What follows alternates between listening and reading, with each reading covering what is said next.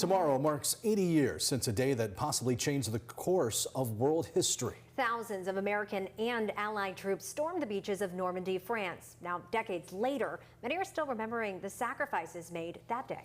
On your sides, Erin Jenkins spoke with an Army veteran from Greenville. She joins us here in the studio. Erin, what does this day mean to him? Well, like for so many people, Scott Barker says this is a day of reflection. He was stationed for 3 years of his Army service in France. During that time, one of his responsibilities was to plan the annual D-Day commemorations in Normandy. Now he's back here in Pitt County working with local veteran groups, but he says those are memories he won't forget.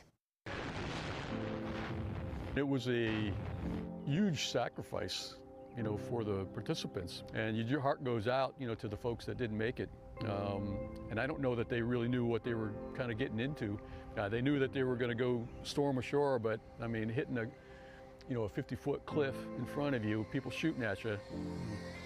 Difficult time. Army veteran Scott Barker had the opportunity to relive D-Day often. As part of my portfolio, what you're required to do, for that position, was to coordinate and manage all of the commemorative events out in Normandy every year that happen on the anniversary of D-Day. In October, we would start planning, the different ceremonies and events, and we would get, U.S. units to come in and participate. One of the events that seems to help us attract U.S. participation is a reenactment of the airdrop that happened, during D-Day. Each year bringing back fresh memories. It's amazing when you go to these events. It's like a pilgrimage. You see the veterans, tearing up, and everybody tearing up. The veterans are getting older, and almost every year, I think every year I was there, one veteran died, while there. And it's almost unanimous when they talk to the next of kin. They say, if he had picked his place to die, it would be here, at the D-Day Memorial. Barker says World War II took a turn because of those veterans and the thousands who sacrificed their lives on the beaches of Normandy. Boy, I mean, I believe it, was the straw that broke the camel's back, for Hitler. I mean, everything went down from there.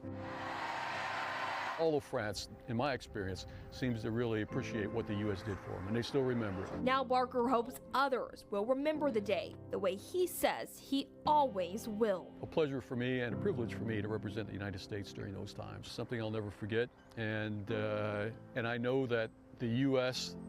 presence there in France will keep these ceremonies going, forever.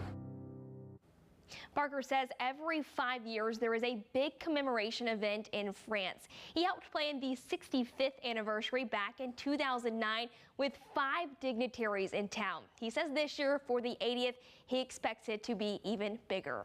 In the studio, Erin Jenkins, 9 on your side. Erin, thanks for sharing that story.